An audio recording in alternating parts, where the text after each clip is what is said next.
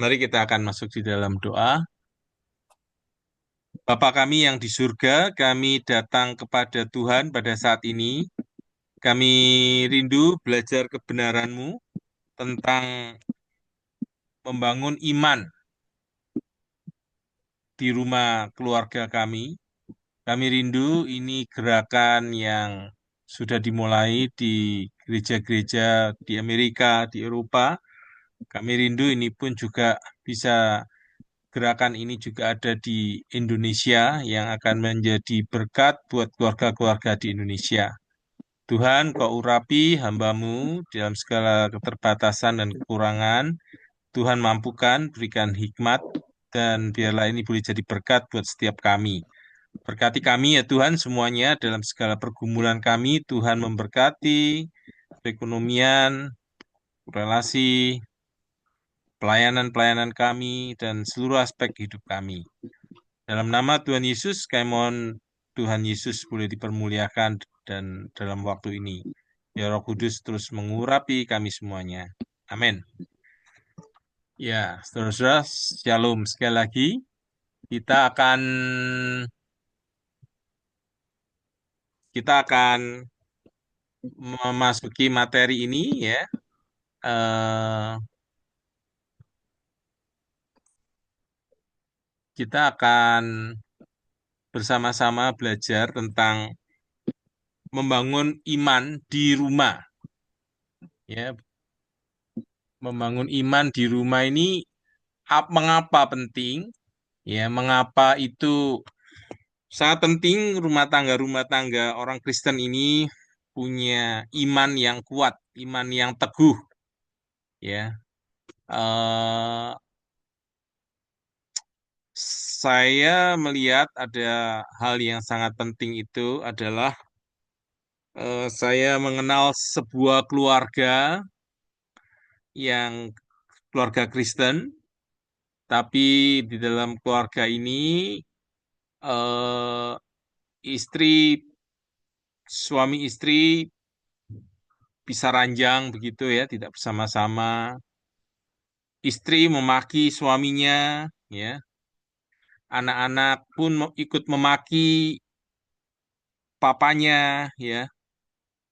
Meskipun mereka berada di dalam perekonomian yang sangat baik, ya, karena apa namanya eh, kondisi yang begitu bertahun-tahun, ya, memang sudah berusaha untuk ikut konseling, ikut mendapatkan bantuan, ya, tetapi tidak ada apa ya namanya ya kesungguhan yang sungguh-sungguh untuk membangun kehidupan yang sungguh-sungguh mentaati Tuhan ya di dalam keluarga ini akhirnya si pasangan suami ini mendapatkan apa ya ketika ada godaan wanita cantik yang menawarkan bisnis dan akhirnya berkaitan dengan pertama-pertama mungkin dapat uang ya bisnisnya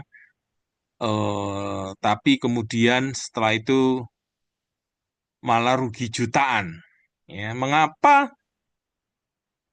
Bukan jutaan, miliaran.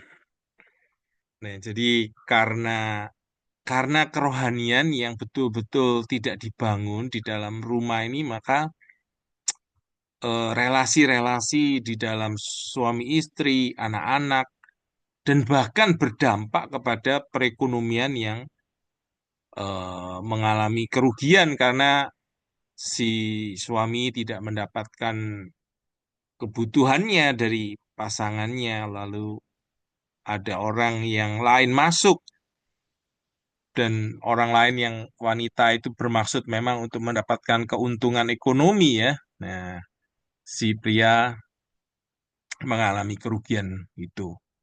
Nah, jadi saya pikir apa kaitannya dengan malam hari ini yang kita akan sharingkan bahwa sangat penting sekali ya membangun kehidupan kerohanian itu di dalam keluarga kita ya. Kita akan melihat materi ini bersama-sama. Hmm,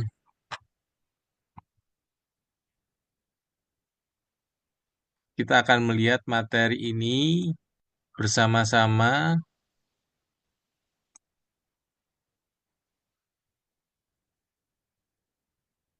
Oke.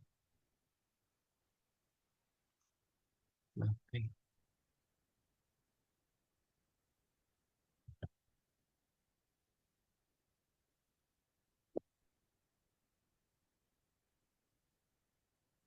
Nah, gereja dan rumah formulasi membangun iman abadi ya dari seorang penulis buku yang bernama Mark Holman ya.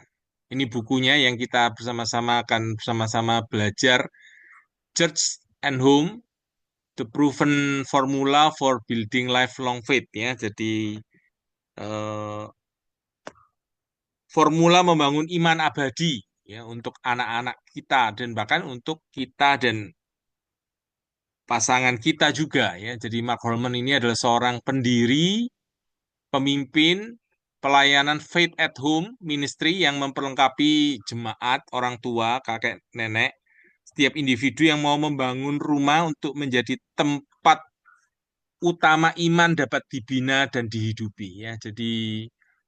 Eh, jadi ini kita bisa pakai untuk kalau ada hamba Tuhan di sini, ada hamba-hamba Tuhan, Bapak Ibu bisa mendapatkan manfaat yang sebesar-besarnya karena ini bisa untuk dipakai memperkaya pelayanan Bapak Ibu. Ya, kalau Bapak Ibu adalah majelis, Bapak Ibu bisa memberikan pengaruh, memberikan nilai-nilai ini untuk memberikan pengaruh bahwa pelayanan keluarga ini sangat penting. Ya, kalau Bapak Ibu di sini hadir sebagai orang tua atau di sini ada yang belum menikah, Bapak Ibu bisa belajar membangun pernikahan keluarga kita masing-masing.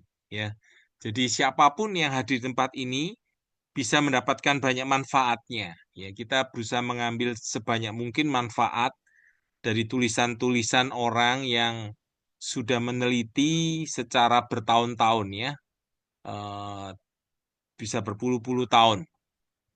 Nah, gereja yang berpusat pada faith at home ya, mendidik iman supaya iman bertumbuh di dalam keluarga, itu menjadi gereja yang seperti apa? Ya, gereja itu akan memperlengkapi kaum pria menjadi pria-pria yang eh, untuk pria lajang, suami, ayah, kakek, boleh menjadi saleh, orang menjadi orang-orang yang cinta Tuhan di rumah mereka. Kalau ada pelayanan wanita, maka kaum wanita ini memperlengkapi ya wanita lajang, istri, ibu, nenek boleh menjadi cinta Tuhan di rumah mereka. Kalau ada pelayanan kaum lajang di gereja, gereja ini akan memperlengkapi para orang yang masih single untuk menghidupi iman mereka 24 jam per hari selama 7 hari di rumah mereka atau di kampus mereka ya bagi yang kuliah. Kalau ada pelayanan lansia, maka gereja akan memperlengkapi mereka menjadi kakek nenek Kristen. Di sini ada yang sudah punya cucu untuk mau ikut campur dalam kehidupan anak-anak dan cucu-cucu mereka. Maksudnya ikut campur sini adalah dengan pengertian yang benar, ingin ikut memberikan pengaruh iman, ya, memberikan pengaruh dalam hal iman yang membuat anak cucu ini makin mengasihi Tuhan.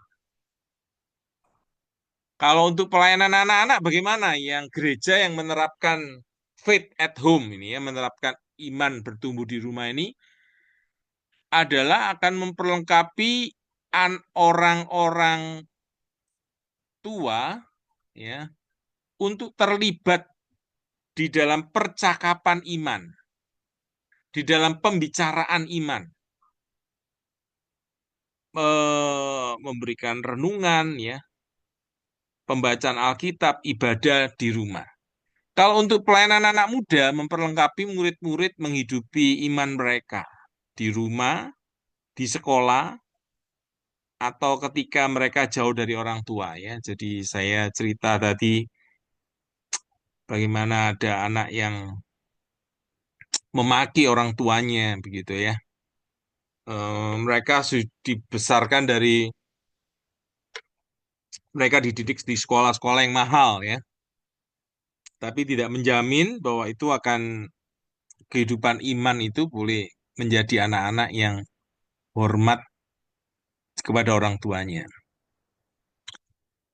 Kalau itu berkaitan dengan penyembahan, bagaimana dengan apakah ada penyembahan di rumah, ya, ada ibadah keluarga, bagaimana dengan pelayanan misi, bagaimana kalau dengan pelayanan penitipan anak, ini akan membantu orang tua mengenali peran mereka dalam melayani, karena akan memberikan pengaruh iman buat anak-anak. Jadi, kalau gereja yang mengutamakan pembinaan keluarga atau gereja ini fokus faith at home, ya, membentuk iman dalam keluarga ini diperhatikan, maka gambarannya seperti ini yang bisa dicapai, ya. Nah, tantangannya adalah di dalam kehidupan berkeluarga ini ada tantangannya. Ya, tantangan supaya iman bertumbuh itu apa? Nah, di dalam survei dari Mark Holman ini, yang di dalam surveinya ini terhadap 11.000 partisipan dari 561 jemaat, ya, dari 6 denominasi, ya.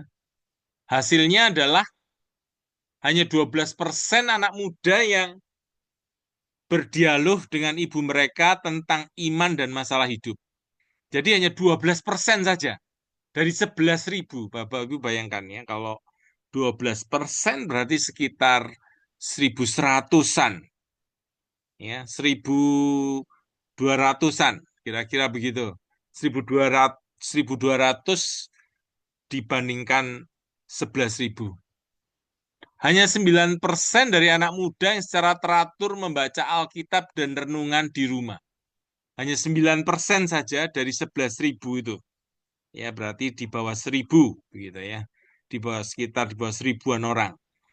Kalau kemudian hanya 12% dari anak muda yang mengalami pengalaman-pengalaman melayani bersama orang tua dalam pelayanan bersama, ya.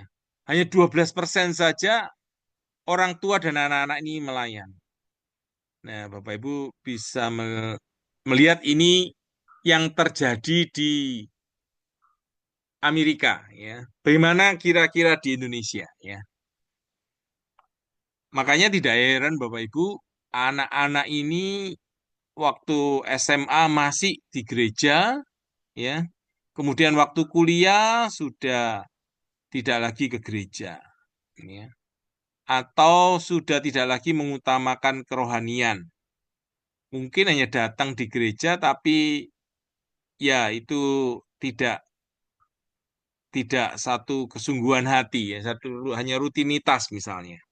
Jadi, dan bahkan banyak yang tidak datang lagi, gitu ya. Jadi artinya Bapak Ibu melihat ini sebuah tantangan, ya.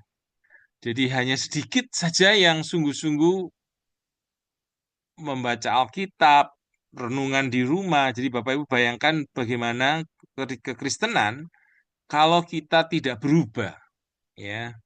Kalau kita tidak berubah, makanya karena itu Mark Holman ini membuat satu gerakan Faith at Home, satu gerakan yang bagaimana menolong supaya kehidupan iman di dalam rumah orang Kristen ini betul-betul dihidupi, begitu ya. Jadi artinya alasannya apa, ya? Alasannya nanti kita akan lihat. Josh Barna dalam bukunya, ya, dia seorang peneliti juga dalam bukunya Transforming Children into Spiritual Champions.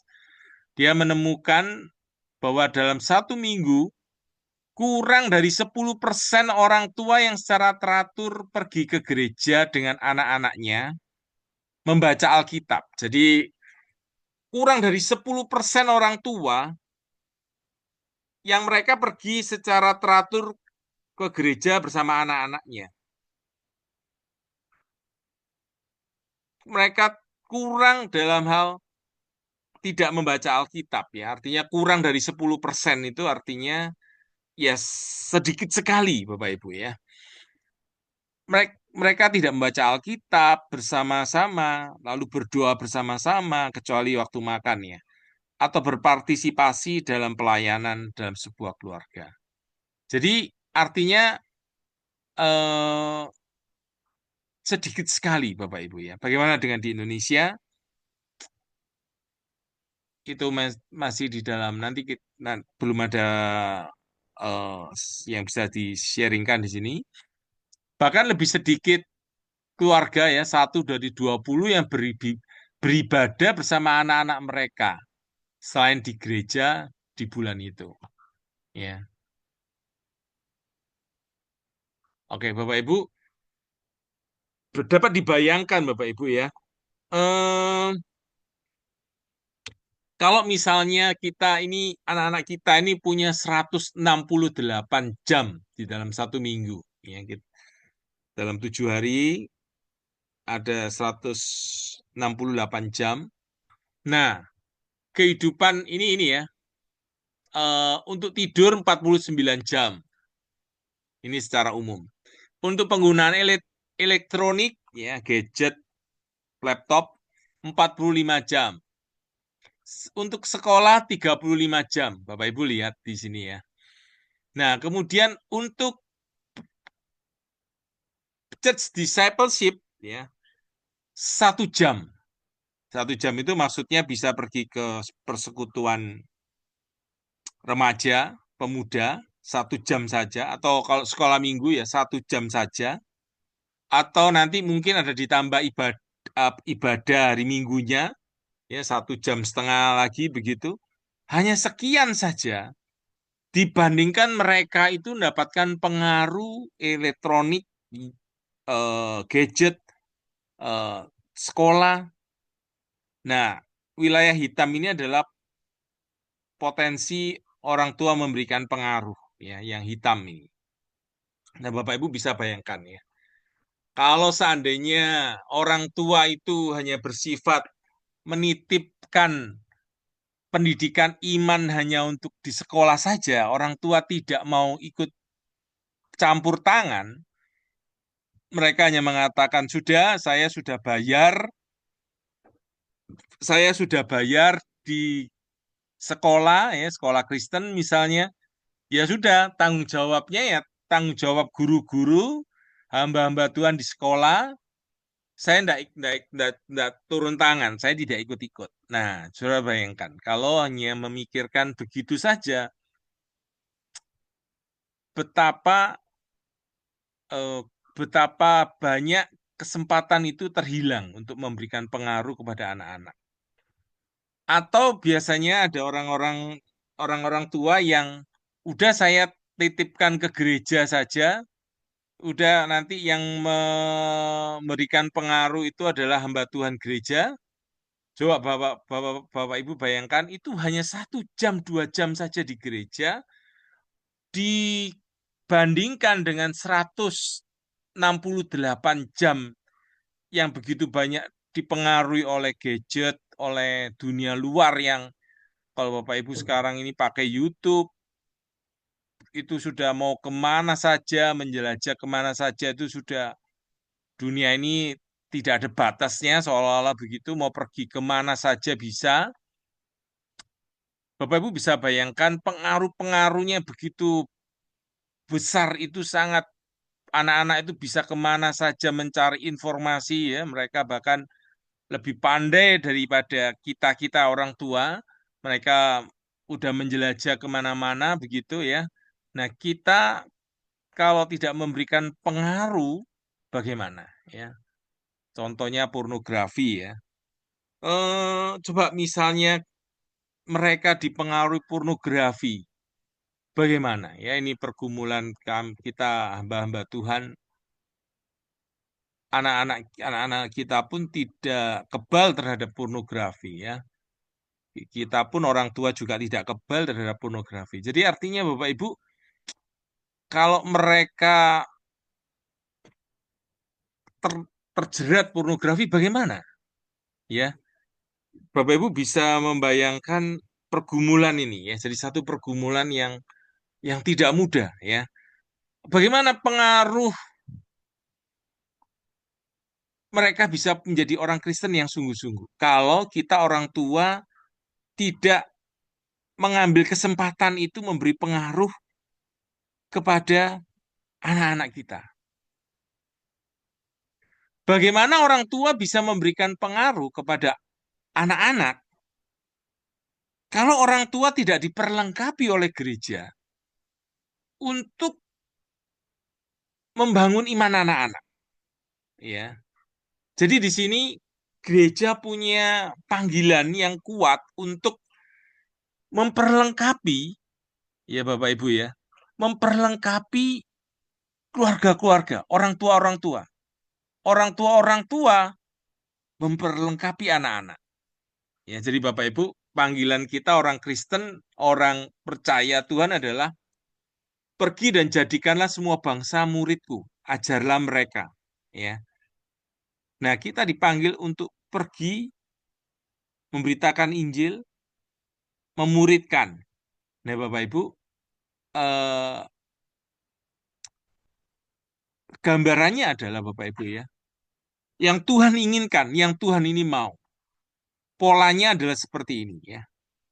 Gereja yang sehat adalah gereja yang memperlengkapi jemaatnya, ya Bapak Ibu ya, gambaran umum dulu.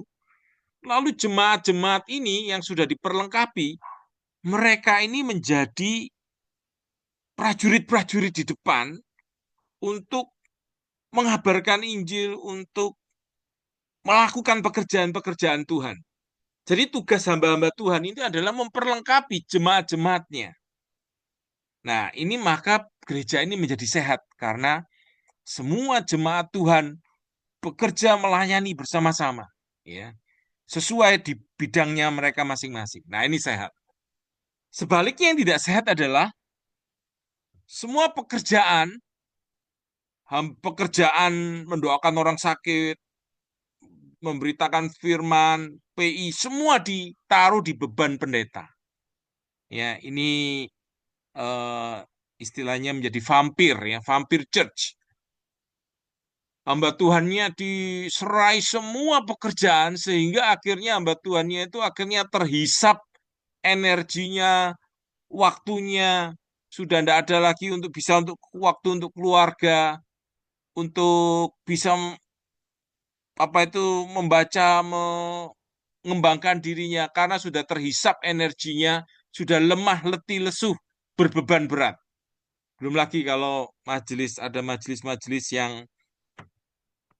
yang sangat menekan begitu ya, sangat membuat tidak bisa bernafas begitu, penuh kritik misalnya. Nah, itu tentu Bapak Ibu sangat tidak mudah. Jadi yang sehat adalah gereja yang hamba-hamba Tuhannya itu memperlengkapi para jemaat dan jemaat itu menjadi orang-orang yang bisa aktif melayani di bidang mereka masing-masing, di rumah mereka masing-masing. Nah, dikaitkan dengan kehidupan keluarga adalah hamba Tuhan boleh memperlengkapi para ibu dan para ayah, ya, orang tua diperlengkapi oleh para rohaniwan untuk supaya setiap orang tua yang ada di gereja ini bisa memberikan pengaruh iman, menumbuhkan iman anak-anaknya. Jadi orang tua ikut aktif terlibat di dalam pekerjaan Tuhan untuk memberikan pengaruh kepada anak-anaknya. Nah, inilah yang Tuhan mau. Inilah sebuah gerakan Faith at Home yang mau memberdayakan empowerment terhadap para papa mama ya atau kakek nenek atau siapapun untuk mereka berdaya di rumah, bisa berdoa untuk anak-anak, bisa memimpin apa namanya ibadah keluarga atau mesbah keluarganya secara sederhana, bisa memberikan renungan, bisa ada veto ya, percakapan iman ketika berbicara tentang apapun ya. Orang tua memberikan pengaruh-pengaruh imannya, memberikan konsep-konsep kebenaran yang dia mengerti sehingga anak-anak ini bisa menghidupi imannya itu 27 dua apa itu 24 jam sehari, 24 jam sehari dan 7 hari di dalam seminggu.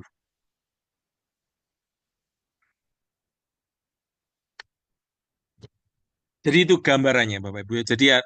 Jadi gereja yang sehat itu gereja yang memberdayakan orang tua ini untuk dilibatkan untuk dapat menjadi orang tua yang dapat dipakai Tuhan di keluarga itu untuk menumbuhkan iman anak-anak. Ini ada percakapan iman, orang tua punya waktu untuk anak-anak, bisa bermain bersama anak-anak, memberikan pengaruh-pengaruh rohani ya melalui setiap kesempatan yang mereka punya ya, apakah makan bersama, makan di luar, atau makan malam bersama dengan anak-anak atau dengan cucunya atau apapun kesempatan bisa dipakai ya.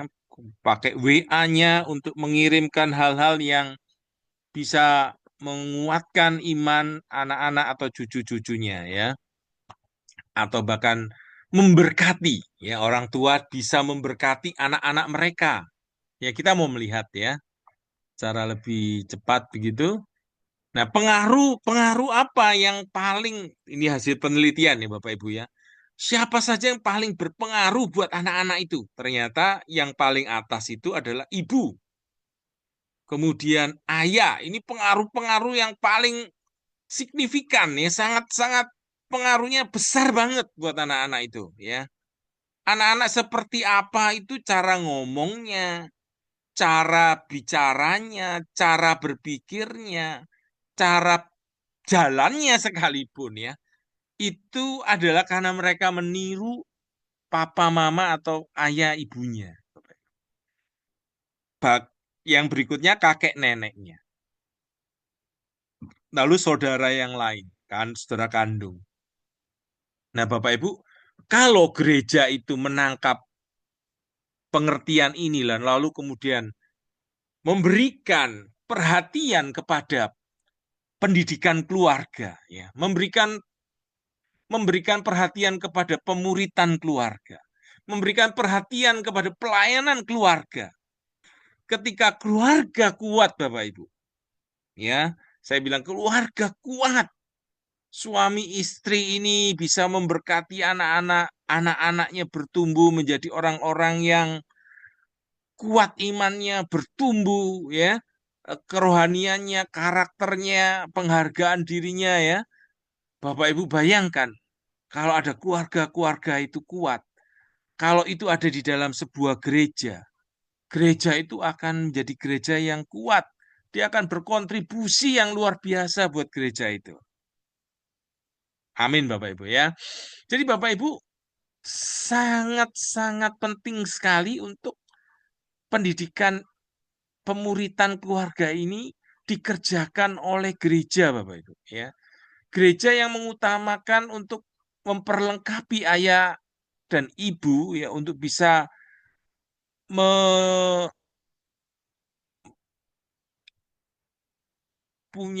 bisa menolong anak-anak, bisa memuridkan anak-anak mereka ya, mempertumbuhkan iman anak-anak mereka.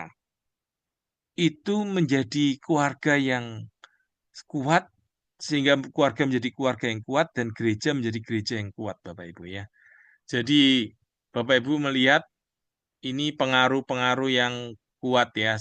Setelah itu ada teman, gembala,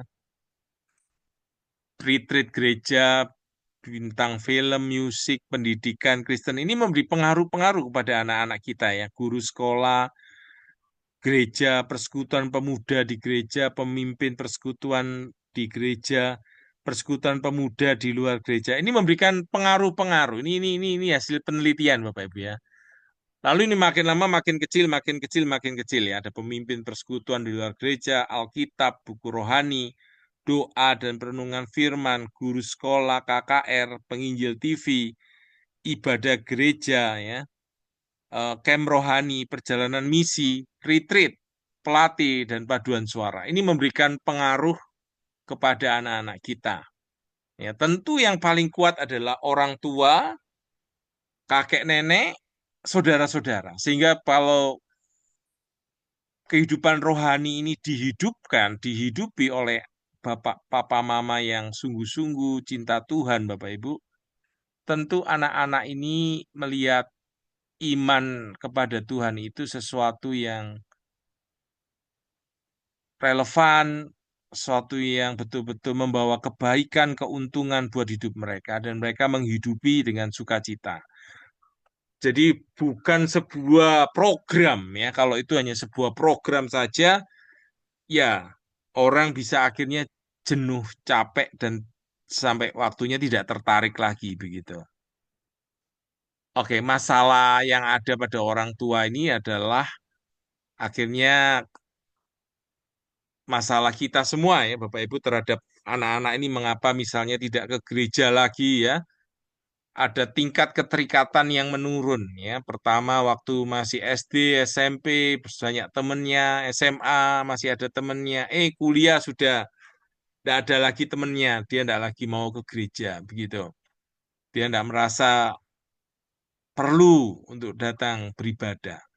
Lalu ini mentalitas antar jemput dari orang tua ya. Orang tua hanya datang mengantarkan anaknya, pulang mengantarkan anaknya dari mengantarkan ke gereja, lalu menjemput lagi, menganggap bahwa itu pembinaan rohani itu urusan gereja, ya bukan urusan orang tua. Ini persoalan yang ada ya. Makanya buku Mark Horman menulis buku ini Church tambah rumah nih, gereja tambah rumah ini maksudnya supaya gereja itu membuat program atau gereja itu membuat budaya ya, membuat budaya untuk memperhatikan keluarga, fokus kepada keluarga, diberdayakan imannya, orang tua bisa mem- memberdayakan iman mereka dan memberi pengaruh kepada anak-anak mereka.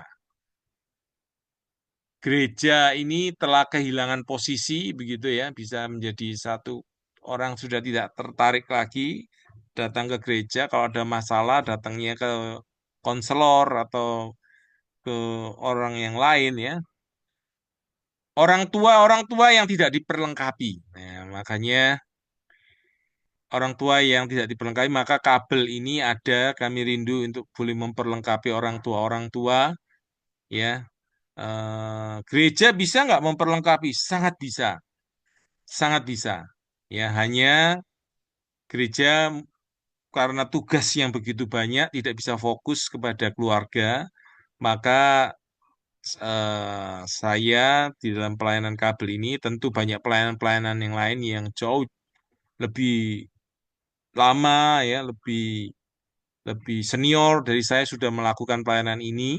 Kami sendiri masih baru 2022 ya, bulan Juni mengerjakan pelayanan ini, membagikan buku-buku, isi buku supaya boleh menjadi berkat ya. Setelah itu ditaruh di YouTube, orang-orang bisa memakai ini di luar-luar pulau ya, bisa mengajarkan ini di luar-luar pulau, mereka bisa memanfaatkan YouTube, bisa memperlengkapi jemaat-jemaat. Nah, lalu kita melihat kompetisi yang ada ya Bapak Ibu ya.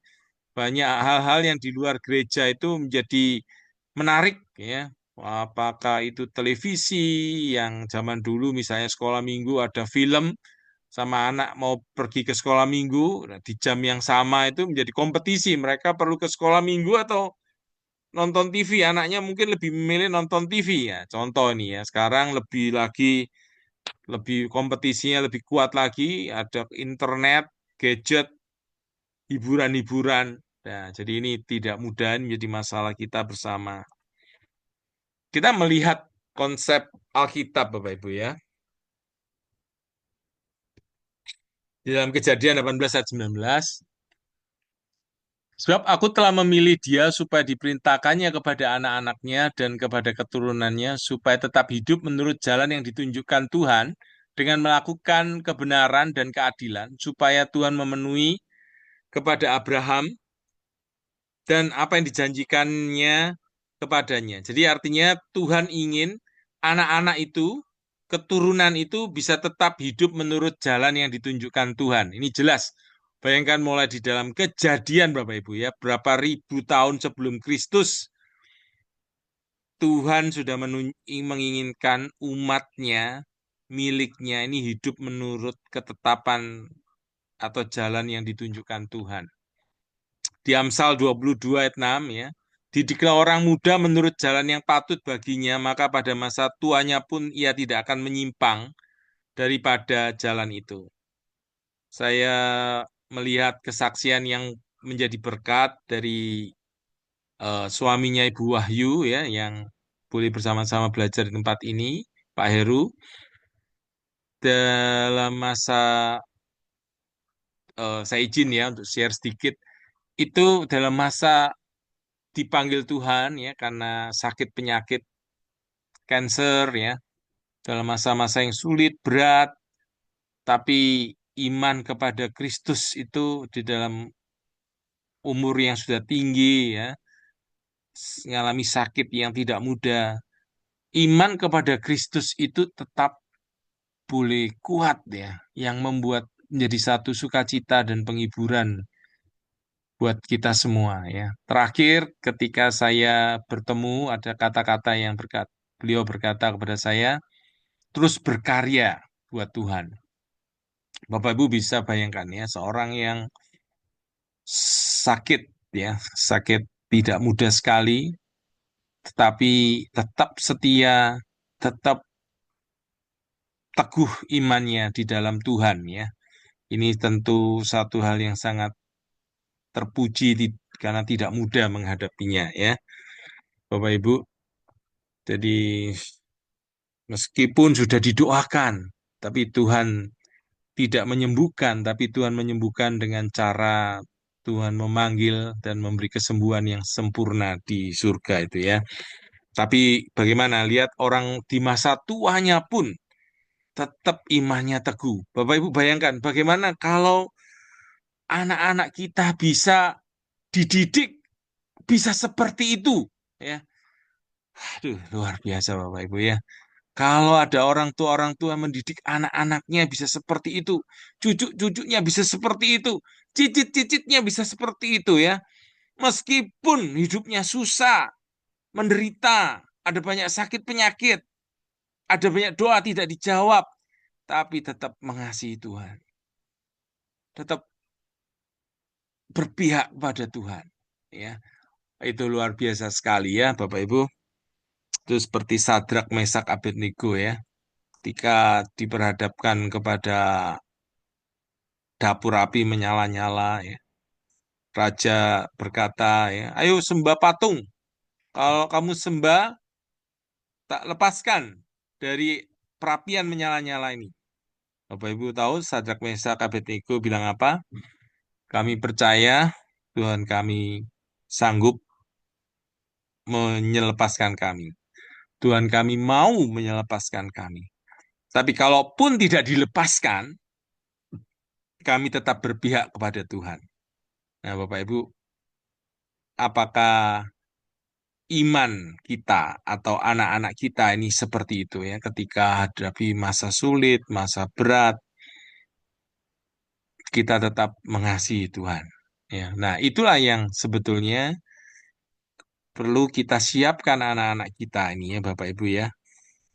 Eh, di dalam Ulangan 6 ayat 6 sampai 9 Apa yang kuperintahkan kepadamu pada hari ini haruslah engkau memperhatikan, haruslah engkau mengajarkannya berulang-ulang kepada anak-anakmu dan membicarakannya apabila engkau duduk di rumahmu.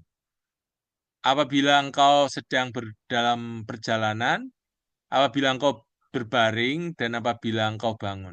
Haruslah juga engkau mengikatkannya sebagai tanda pada tanganmu dan haruslah itu menjadi lambang di dahimu. Dan haruslah engkau menuliskannya pada tiang pintu rumahmu dan pada pintu gerbangmu. Nah, jelas ini adalah kehendak Tuhan kepada orang tua boleh mengajarkannya berulang-ulang kebenaran itu ya. Jadi namanya belajar itu adalah pengulangan demi pengulangan. Sehingga mereka, bayangkan anak-anak, kalau anak-anak itu menjadi anak-anak kita ini bertumbuh dengan baik, Bapak Ibu ya. Bapak Ibu bayangkan tadi saya cerita seorang ayah yang mengalami kerugian bermiliar-miliar ya karena apa namanya? Karena hubungan dalam keluarga yang buruk. Bayangkan Bapak Ibu kalau sebaliknya dia mengerjakan kebenaran ini dengan sungguh-sungguh Bapak Ibu ya. Dia bisa tidak tertipu, uangnya tidak hilang bermiliar-miliar ya. Dia lalu bisa membangun satu hubungan yang baik dengan pasangannya. Lalu karena di dalamnya ada mesbah keluarga, ada kasih, ada kehadiran Tuhan, kebenaran yang dihidupi. Ya. Lalu ada anak-anak yang hormat kepada orang tuanya. Itu suatu keindahan Bapak Ibu ya. Satu keindahan. Tapi tentu ada harga yang perlu dibayar Bapak Ibu ya. Nah, kita lihat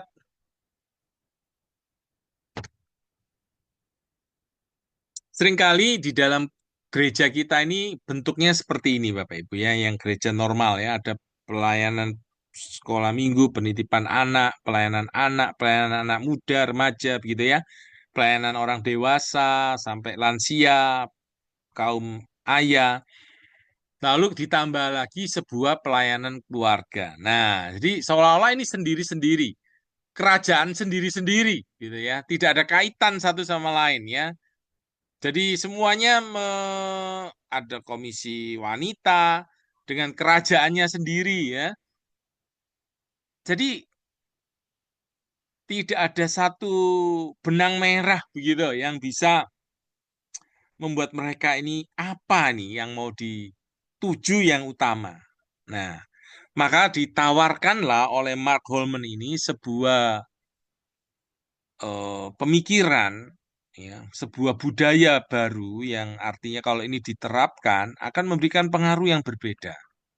Yaitu gereja yang berfokus kepada faith at home. Ini buat para hamba-hamba Tuhan, majelis ya, atau kita jemaat bisa melihat kalau ada gereja yang bisa mengutamakan fokusnya kepada keluarga, pelayanan keluarga ini memberikan pengaruh pada pelayanan pelayanan anak sampai pelayanan dewasa dalam seluruh pelayanan ada itu difokuskan kepada pemberdayaan kehidupan iman dalam keluarga. Ya Bapak Ibu ya. Jadi ini pelayanan keluarga ini menjadi benang merahnya ya dari mulai penitipan anak sampai pelayanan dewasa atau lansia. Jadi ini pelayanan keluarga ini menjadi satu benang merah yang jelas semuanya ke, apa itu menuju kepada pembentukan atau kehidupan keluarga yang kuat sehat imannya. Yang dimana orang tua diberdayakan, kakek nenek diberdayakan untuk bisa memberikan pengaruh iman, ya. Orang tua bisa memberikan pengaruh iman kepada anak-anak mereka.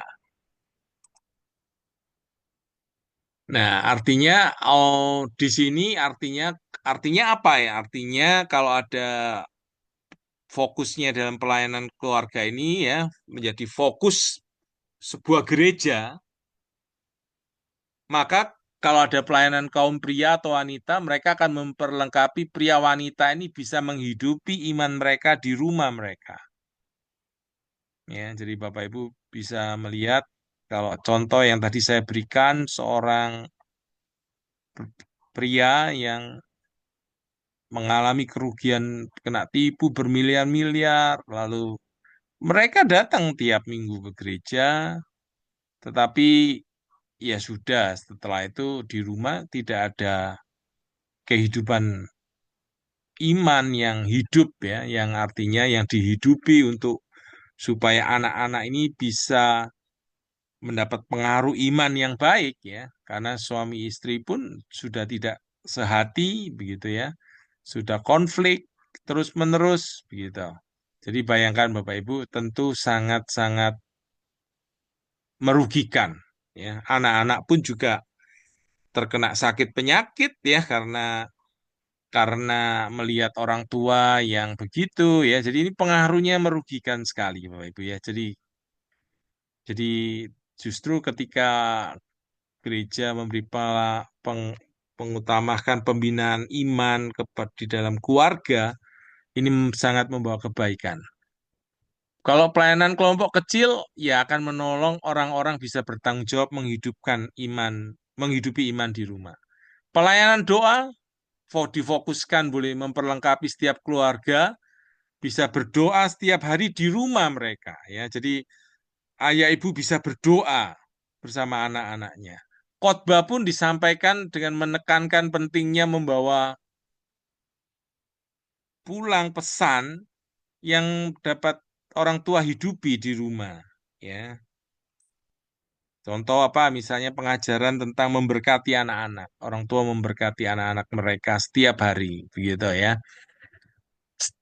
PA pun akan diarahkan untuk memperlengkapi orang dewasa untuk hidup serupa Kristus di dalam rumah mereka, dalam komunitas mereka.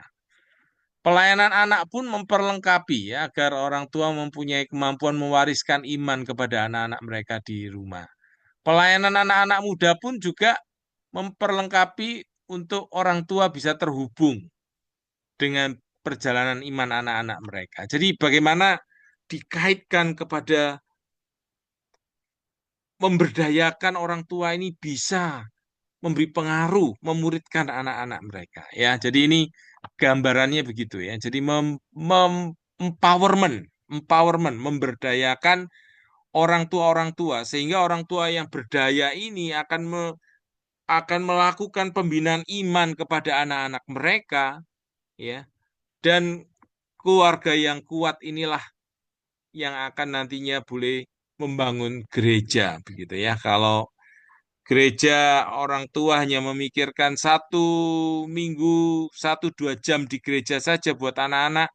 Setelah itu pengaruh luar yang memberi pengaruh, bagaimana anak-anak bisa punya iman yang kokoh di dalam Kristus. Ya, kalau hanya pengaruhnya dalam 168 jam itu hanya 1-2 jam saja di gereja ya. Nah, jadi kalau orang tua yang mengambil pengaruh di rumahnya, memberikan pengaruh ya, pembicaraan faith talk, ada pembicaraan iman, ada sharing-sharing, ada sesuatu pengaruh-pengaruh yang baik ya. Iman itu dihidupi ya. Anak-anak itu melihat pengaruh-pengaruh yang baik itu. Itulah yang mengubah anak-anak ya. Jadi iman itu sesuatu yang nyata. Orang tua itu melihat kekristenan ini sesuatu yang hidup gitu ya. Bukan sesuatu yang apa namanya hanya suatu ritual agama saja. Nah, ini yang bisa diberikan ya. Take it home ini sesuatu yang bisa dibawa ke rumah. Waktu anak-anak di bawah umur 3 tahun, ya, waktu penyerahan anak misalnya, apa yang diajarkan, bagaimana mengajarkan anak-anak, mengajarkan ayah dan ibu itu, mereka ngerti bahwa mereka ini memberikan pengaruh iman utama, ya. Pengaruh iman utama ini siapa? Ayah, ibu, ya, bukan gereja. Gereja adalah rekan saja, ya. Nah, tapi kan orang tua belum tentu ngerti, ya. Orang tua belum tentu ngerti sehingga mereka mengutam, tidak mengajak anaknya berdoa, ya, memuji Tuhan, ngajak anaknya datang ke gereja. Nah, ini contohnya Bapak Ibu ya. Nah, anak-anak umur 2 sampai 3 tahun event apa, orang tua diajarkan bagaimana cara memberkati keluarga, ya, papa mama bisa, apakah Bapak Ibu memberkati anak-anak Bapak Ibu atau cucu Bapak Ibu ya? Nah, bagaimana cara memberkati ya? Kalau yang saya lakukan adalah Bapak Ibu peluk anak-anak ya, cium anak-anak, pegang mereka, sentuh mereka, itu memberkati. Lalu katakan kata-kata berkat. Tuhan memberkatimu ya, seperti berkat yang diberikan hamba Tuhan ya, di depan itu boleh Bapak Ibu hafalkan ya. Tuhan memberkati kamu, Tuhan menyinari kamu dengan wajahnya, Tuhan menghadapkan wajahnya kepadamu, memberi kamu kasih karunia, memberi kamu damai sejahtera begitu ya, atau konsep-konsep Alkitab yang lain tentang berkat Bapak Ibu bisa berikan kepada mereka ya. Saya pun bisa memberikan kepada anak saya, Samuel, Faith, kamu Tuhan berikan kecerdasan, kepandaian, kekuatan, rahmat, ya, jadi berkat, apapun Bapak Ibu ya yang ingin kita berikan untuk anak-anak mereka ya.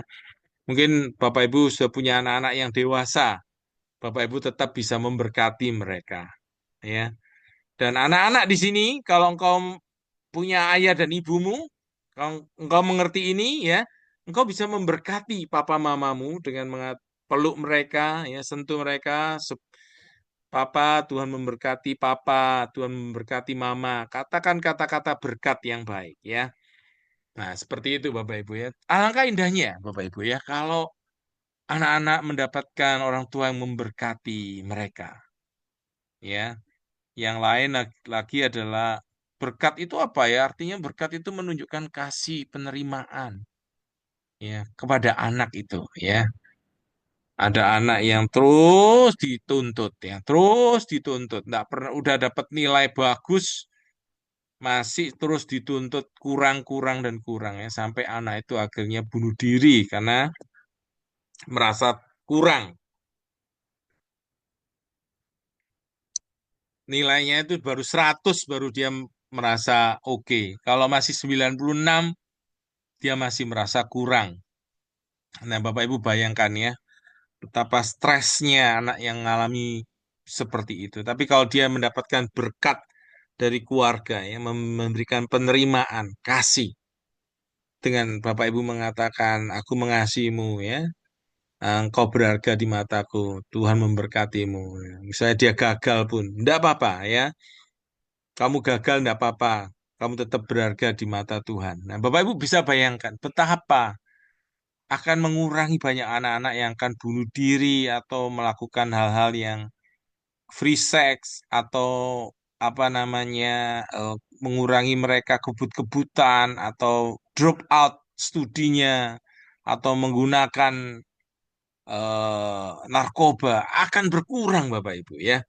Nah, kalau ada Bapak Ibu Bapak Ibu yang memberkati anak-anaknya. Nah, di dalam umur 3 sampai 4 tahun ah, oh, bisa keluarga itu bisa dilatih ya Pak Ayah Ibu bisa dilatih mengadakan renungan keluarga ya anak-anak dibuat orang tua mengadakan mesbah keluarga. Lalu anak-anak umur 5 6 tahun diajari bagaimana caranya agar orang tua ya mengajari anak-anaknya sendiri ini agar pergi ke gereja bisa menyenangkan itu bagaimana. Umur 7 8 tahun bagaimana cara berdoa bersama ya. Umur 8 sampai 9 tahun ini semacam targetnya, tapi tentu Bapak Ibu bisa pakai ide ini untuk Bapak Ibu mana yang kurang ya. Mana yang apakah sudah melayani bersama-sama begitu ya. Apakah sudah berdoa bersama-sama? Apakah sudah mesbah keluarga bersama-sama? Nah, Bapak Ibu apakah sudah memberkati? Nah, Bapak Ibu lihat di sini kalau Bapak Ibu ada yang belum, silakan bisa dipraktekkan Bapak Ibu ya. Oke. Lalu kemudian bagaimana cara baca Alkitab bersama-sama ya. Bapak Ibu melatih anak-anak membaca Alkitab. Lalu bagaimana cara menyembah bersama-sama. Ini barusan ini anak-anak ikut anak-anak kami ya. Ada hampir 1.000-an orang ikut acara camp di saat yang setiap tahun dibuat ya. Sangat baik sekali kalau anak-anak Bapak Ibu juga bisa ikut kalau ada acara-acara seperti ini. Ya, membuat akhirnya mereka mulai start baca Alkitab. Ya, mulai dari Kejadian. Harapannya bisa tahun ini mereka bisa baca secara rutin ya.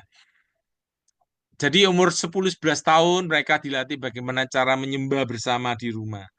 11-12 tahun bagaimana cara mengatur uang. Nah, ini yang saya masih lemah di sini Bapak Ibu ya. Cuman ini satu PR buat saya ini. 12-13 tahun apa yang boleh dan tidak boleh dilihat, didengarkan ya berkaitan dengan batasan komputer, gadget. Umur 13-14 tahun diajari bagaimana menetapkan mentor Kristen. 14-16 tahun bicara tentang masalah pacaran, seks, ciuman, dan lain-lain ya. Jadi ini orang tua yang mengajarkan kepada anak-anak ya. 17-18 tahun bagaimana memandang masa depan, karunia rohani. Jadi bayangkan Bapak Ibu ya, gereja hamba Tuhan memperlengkapi para orang tua. Lalu orang tua melakukan ini kepada anak-anaknya. Bapak Ibu bisa bayangkan betapa gereja menjadi kuat ya. Anak-anak bertumbuh ya. Sampai besar mereka tetap mengasihi dan melayani Tuhan. Sehingga gereja menjadi kuat Bapak Ibu ya. Ini se- ini menjadi satu satu ini. Sekarang ini gambaran saja anak-anak yang memiliki aset eksternal ya, aset dukungan keluarga, komunikasi keluarga yang harmonis, hubungan dengan orang dewasa lain, lingkungan yang peduli. Ini ada 40 aset di sini ya. Iklim sekolah yang mendukung keterlibatan orang tua di sekolah. Nah, ini sebuah aset. Aset itu suatu kalau aset harta benda jelas ya, tapi ini ada aset yang bersifat dukungan. Nah, ini bicara aset, aset itu harta yang dalam bentuk dukungan, penguatan ya atau komunitas anak, komunitas an- a- anak muda ya melayani bersama, lalu rasa aman. Ini aset ya, batasan keluarga, mana boleh apa konsekuensinya, batasan sekolah, batasan lingkungan. Ini aset ya, teladan orang dewasa, pengaruh teman yang positif, harapan yang tinggi orang tua dan guru yang kemudian yang konstruktif, komunikasi keluarga yang positif, hubungan dengan orang dewasa, lingkungan yang peduli, iklim sekolah. Jadi keterlibatan orang tua ini sebuah aset-aset ya. Komitmen untuk belajar ini ada nilai komunitas anak muda sebagai sumber, melayani sesama, rasa aman, nilai-nilai positif ini batasan keluarga, batasan lingkungan, batasan sekolah, teladan orang dewasa, pengaruh teman-teman yang positif, bisa menahan diri, kompetensi sosial ya, perencanaan ya, membuat perencanaan, kompetensi interpersonal ya, hubungan antar sesama, dia punya kemampuan-kemampuan yang diasah, kompetensi ya, menyelesaikan konflik dengan damai. Ini aset-aset ya. Kekuatan pribadi anak muda ia bisa menguasai dirinya ya. Lalu dia punya harga diri yang baik, punya tujuan hidup. Anak muda bisa mengatakan hidupku punya tujuan, lalu memandang masa depan yang positif. Ini 40 aset Bapak Ibu ya. Kalau orang punya aset-aset seperti ini ya, eh, ini apa dampaknya? Kalau kita memberikan kepada mereka aset-aset yang baik ya, kaitannya dengan perilaku berisiko ini seperti ini ya. Penggunaan alkohol misalnya atau penggunaan obat terlarang ya. Semakin asetnya banyak, semakin apa ya, terkena alkohol semakin sedikit ya. Contohnya orang yang mempunyai aset yang tadi 40 itu, kalau orang bisa memiliki 26 sampai 30 aset, itu menjadi makin sedikit dia bisa terkena masalah penggunaan alkohol. Ini tentu penelitian di Amerika ini ya. Kalau penggunaan obat terlarang, kalau dia punya 26 sampai 30 aset ya, tidak usah 40 aset yang sempurna tadi, hanya 26 30 aset, kurang dari 1% terkena penyakit obat terlarang. Kegiatan seksual bagaimana? Hubungan seksual 3 kali atau lebih ya seumur hidup. Kalau dia apa namanya punya aset yang cukup banyak, yang ada cukup kasih sayang, penghargaan diri, hanya 3% saja ya, dibandingkan dengan yang sedikit asetnya itu lebih besar ya untuk kena pengaruh seks sebelum nikah misalnya ya. Kekerasan juga demikian ya. Semakin semakin dia punya aset yang banyak, hanya makin sedikit dia yang terkena kekerasan begitu ya. Ikut-ikutan dalam dunia kekerasan, memukul, memakai senjata, melukai orang. Merokok pun juga demikian, Bapak Ibu ya. Semakin asetnya tinggi, semakin dia tidak merokok. Ya, berjiwa pemimpin, semakin asetnya tinggi, semakin kepemimpinannya itu kuat. Semakin asetnya tinggi, semakin dia menjaga kesehatan.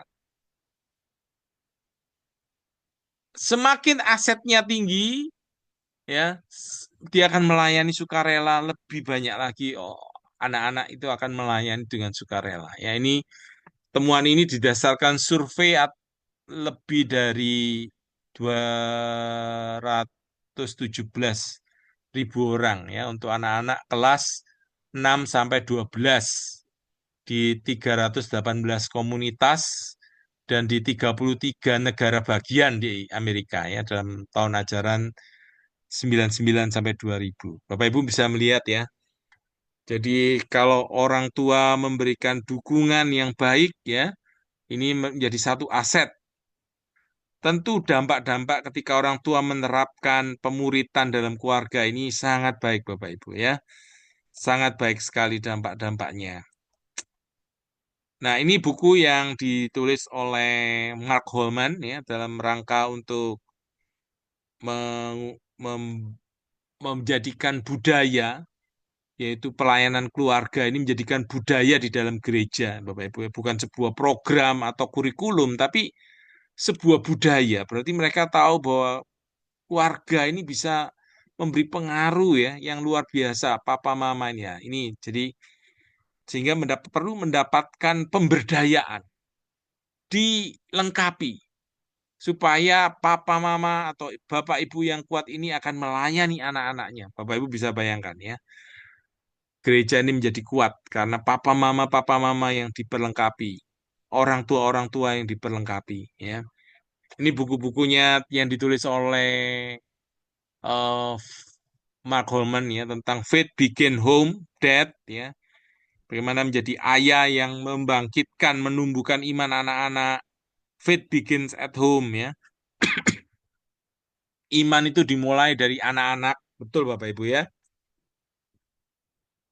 Anak-anak yang mendapat kasih sayang, mereka lebih mudah beriman kepada Allah Bapa ya.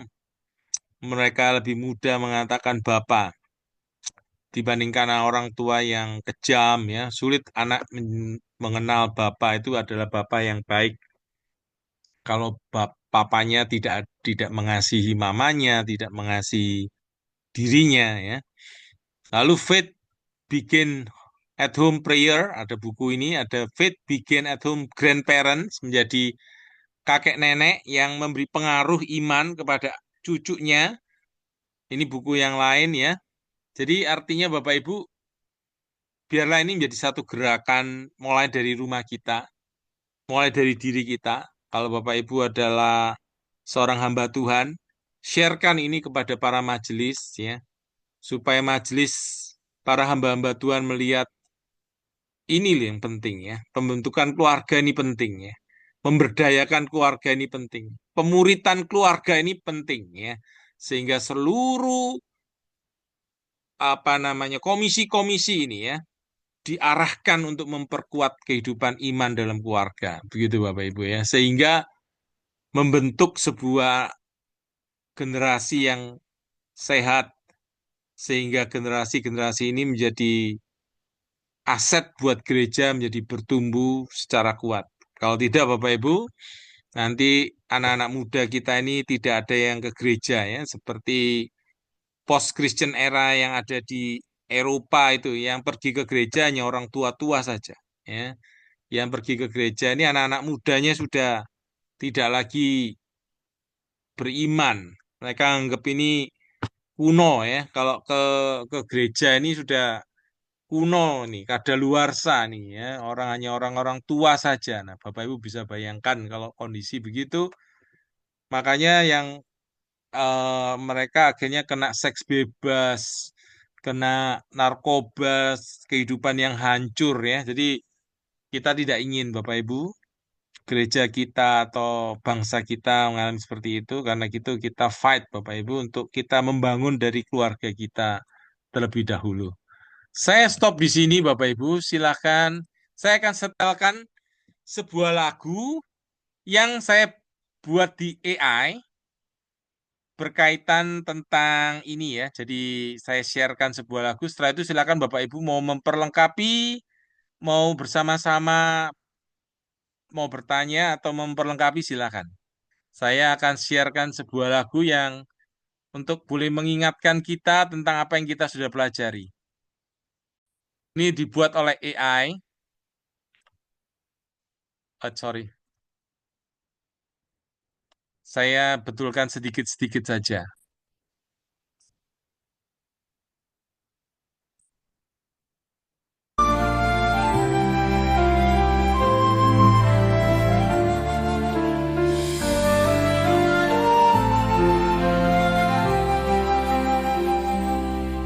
Di meja makan kita berbagi doa dan firman tiap pagi. Kasih Tuhan jadi nafas kami, iman bertumbuh dalam harmoni.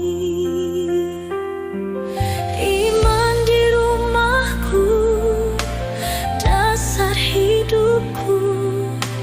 Kasih Yesus nyata di setiap waktu.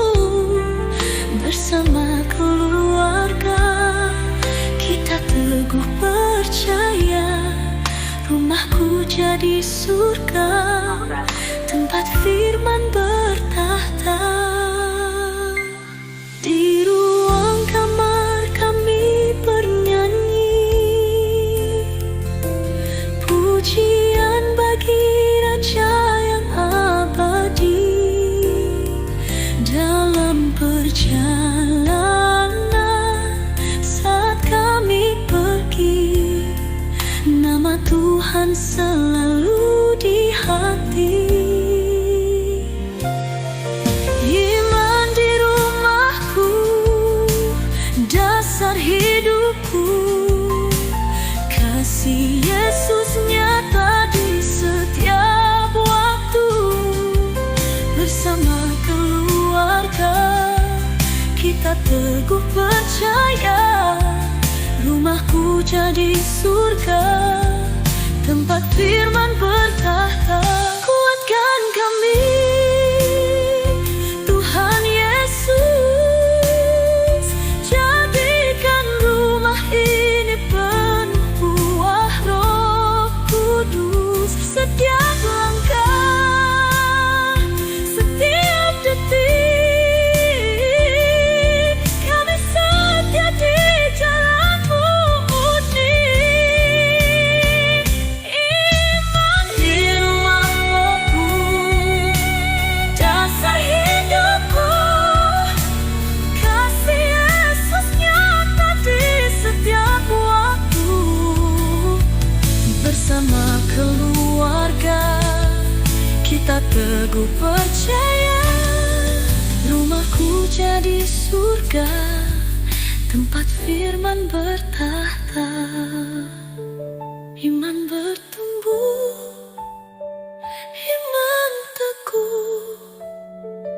Di rumah ini kasih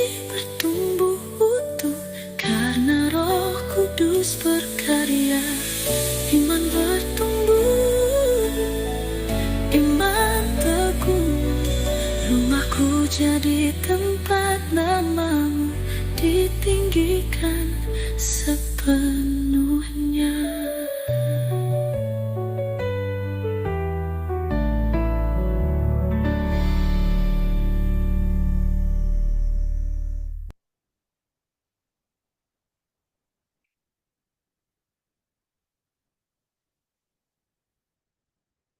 Oke, saya beri kesempatan Bapak Ibu untuk kita bisa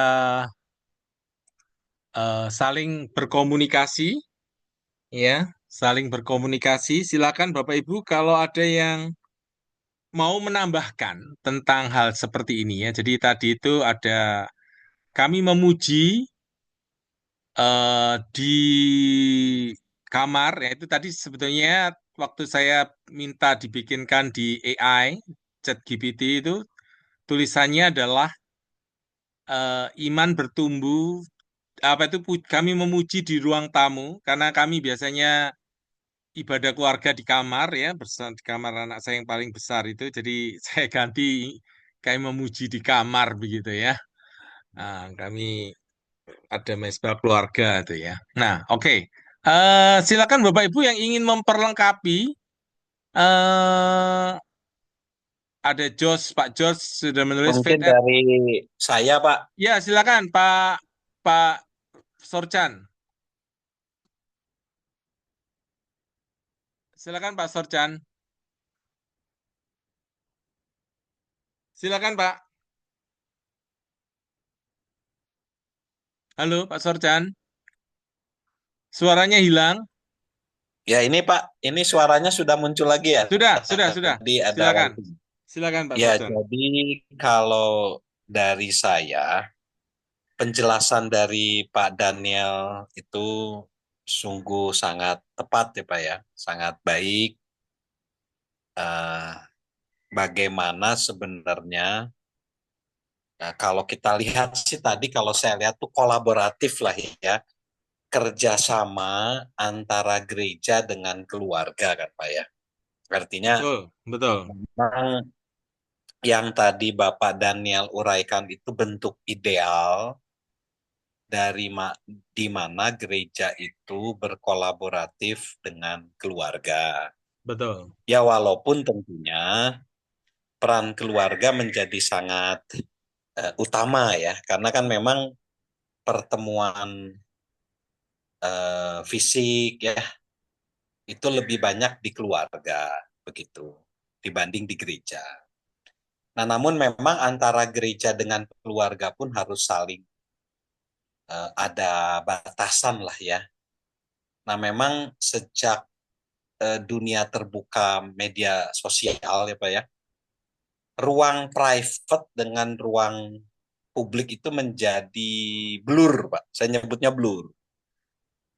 Kalau saya menganggap ya, kita pakai ilustrasi rumah. Rumah itu kan dimulai dari pekarangan dulu. Kalau dulu kita lihat di pekarangan itu ada pintu pagar kan Pak ya. Paling kan di pekarangan itu kita menyapa tetangga begitu Pak ya. Nanti dibuka pintu gerbangnya masuk ke pekarangan itu berarti orang tamu ya Pak ya, sudah dekat lah. Lalu dibuka itu ruang tamu Pak. Nah ruang tamu itu berarti kan juga belum private. Nah kalau sudah di ruang tengah berarti living room ya Pak ya. Ya, Kita ajak makan itu udah deket banget. Nah lalu setelah itu ruang private yaitu tempat tidur, bedroom ya itu. Nah, yang jadi masalah sekarang kan kamera itu udah masuk ke bedroom kan, Pak. Kamera, HP, Zoom, begitu seperti ini. Kalau kita buka misalnya di bedroom, ya private sama public jadi blur. Nah, saya rasa seharusnya kita sebagai orang beriman ya mempunyai etika bahwa kalau yang private tetap private, Pak. Nggak bisa dibawa ke publik, apalagi di Alkitab dikatakan jangan mengotori tempat tidurmu. Nah, ini tadi Bapak sempat mention pornografi itu kan sebenarnya area private yang coba dibawa ke ruang publik. Akhirnya kalau orang Jawa bilang saru, saru itu tidak berkenan, pamali begitu. Nah, ini pamali, saru eh, banyak yang kurang tahu gitu ya, kan nggak bisa. Bahkan juga di gereja pun banyak pelecehan-pelecehan terjadi kan, gitu. Di mana ruang publik menjadi ruang private, private jadi publik, ini blur. Tadi kan juga nggak boleh curhat gembala sidang ya tentang kondisi dia dengan istri dan segala macam. Saya pikir itu yang ada di mindset saya sih Pak. Ini hati-hati ya. Nah, ruang private antara ayah dengan anak gitu ya, suami istri itu yang disitulah pesan-pesan firman itu muncul Pak. Begitu. Dan itu nggak bisa dilakukan oleh gembala sidang ya. Gembala sidang laki-laki misalnya masih muda, anak saya kan juga gadis tuh usia 20 tahun. Yang nggak bisa sembarangan mengarahkan anak perempuan saya gitu ya. Ya, anak saya juga yang laki-laki umur 22 tahun ya juga hati-hati kalau diarahkan oleh misalnya pendeta perempuan misalnya ya, yang kesepian begitu dan banyak hal sih. Jadi memang kehati-hatian itu harus menjadi yang utama sekarang Pak Daniel. Hati-hati. Ruang aman itu ya tadi luar biasa Pak Daniel. Kalau gereja memang seperti itu aman, tetapi rupanya di gereja pun ya bukan berarti saya pesimistik ya Pak Daniel ya, alirannya gitu ya.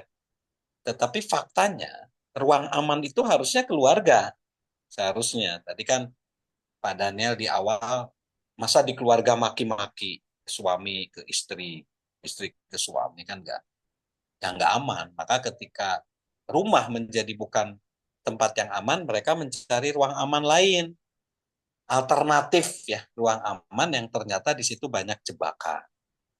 Dan jebakan itu bisa masuk ke ruang media sosial kan Pak, lewat Facebook, lewat TikTok, lewat Instagram. Nah, ini hati-hati. Nah, tadi AI misalnya. Di dunia media sosial itu kan sekarang kita jangan langsung percaya karena itu kan juga di AI, di kelihatan orang yang sudah tua misalnya menjadi muda gitu, yang muda jadi tua, itu kita nggak tahu gitu. Nah maka tempat yang aman, tempat yang bisa percaya atau trust ya, trust isu gitu. Ini menjadi tantangan Pak di zaman sekarang.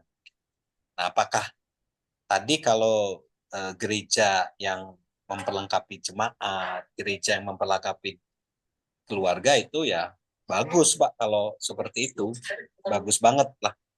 Itu bentuk yang ya harapannya itu bisa terjadi. Ya.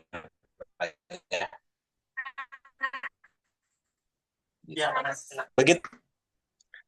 Ya, terima kasih Pak Sorchan. Terima kasih sangat memberkati ya, memperlengkapi, memperjelas, mempertajam. Terima kasih yang dibagikan Pak Sorchan ya. Pak Sorchan ini beliau juga mempunyai pelayanan mentoring ya, sangat memberkati pelayanan beliau. Jadi Bapak Ibu yang membutuhkan pelayanan pembinaan-pembinaan juga Pak Sorchan juga bisa melayani ya, bisa em, meminta pelayanan beliau juga. Terima kasih.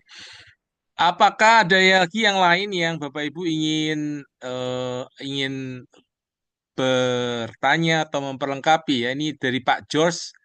Faith at home dimulai dari orang tua yang mengajarkan iman kepada anak-anak.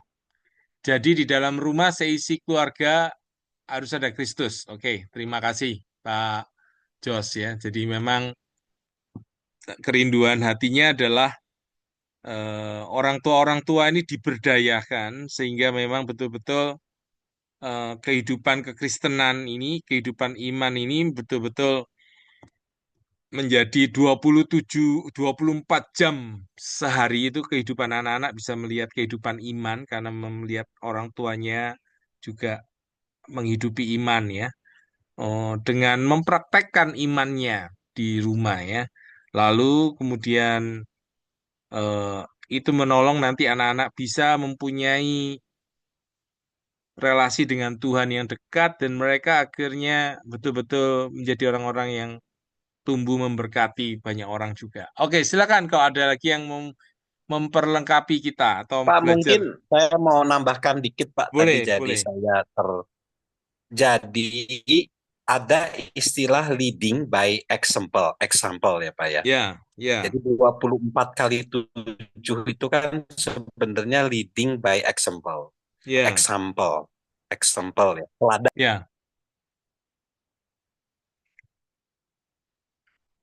ya. Hilang Pak Sorjan? Oh, Pak Sorjan terlempar nih. Ya, oke silakan kalau ada rekan-rekan yang lain yang ingin untuk bertanya atau memperlengkapi, kita masih ada waktu. Apakah ada Pak Jos atau yang lain? Silakan. Ada Cukup, Pak. cukup ya. Terima kasih. Oke, di sini ada Pak Tim juga. Ada siapa saja yang ingin memberikan masukan-masukan? Silakan. Apakah ada? Oke, kalau tidak ada tidak apa-apa. Terima kasih Bapak Ibu yang sudah join bersama-sama. Kita rindu pelayanan kabel ini bisa terus membagikan materi-materi dan materi-materi itu nanti ditaruh di YouTube dan doakan saja nanti mulai. Maaf tadi saya Oke, putus ya, Pak ya. silakan Sinyal Pak saya. Sorchan, silakan. Jadi leading by example itu bukan berarti kita harus sempurna gitu loh, Pak. Tidak. Jadi not to be perfect, but to be real begitu. Jadi kalau pengalaman saya secara pribadi sih saya memberi teladan kepada anak itu tidak menampilkan sosok saya yang sempurna, Pak. Tapi sosok saya yang real. Jadi ketika saya jengkel, misalnya kan pasti ada lah 24 kali 7 ya, Pak Daniel ya. Ya, Nah ya saya minta maaf begitu, Pak. Saya pernah menyentak misalnya istri begitu, kurang kata-katanya tinggi begitu, Pak ya, meninggi. Ya saya minta maaf, Pak, ke anak-anak juga. Nah saya rasa itu yang perlu saya tambahkan bahwa menjadi orang tua, tadi kan beriman ya Pak ya, 24 kali 7 itu kan tantangan ya Pak ya. Justru dalam kondisi-kondisi kita lagi di bawah, mungkin lagi sedih, lagi cengkel, atau mungkin ada marah begitu ya. Saya mungkin nyebutnya tanggal tua dan tanggal muda begitu Pak ya. Nah ya, disitulah justru anak melihat bagaimana sikap kita, tindakan kita itu real.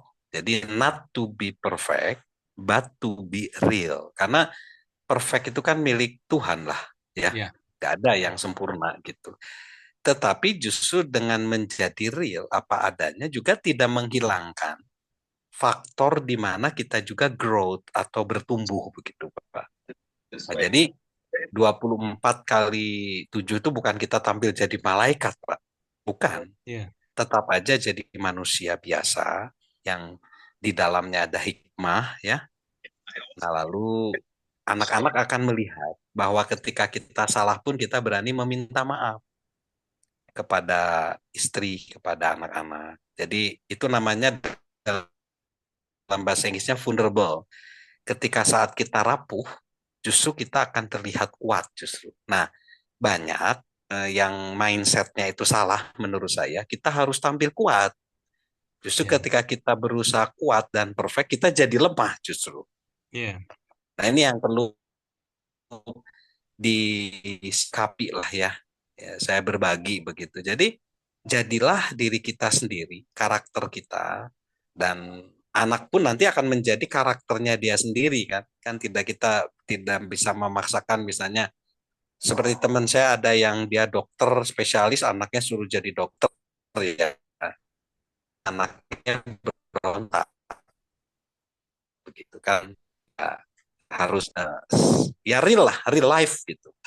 Jadi ketika situasi krisis kita bisa menyikapinya dengan baik, tapi ketika situasi lancar juga kita tidak sombong, tetap rendah hati, tetap berjaga-jaga, apa, menjaga diri ya supaya tidak jatuh ke dalam ekstrim sombong, tapi juga tidak jatuh ke dalam ekstrim yang merasa ciut hati atau kecil hati gitu loh Pak. menjaga keseimbangan lah begitu, dan menempatkan diri bahwa kita adalah makhluk ya, dan bahwa sang khalik itulah yang kita kan hidup cuma titipan kan Pak, Ya, cuman numpang hidup saja.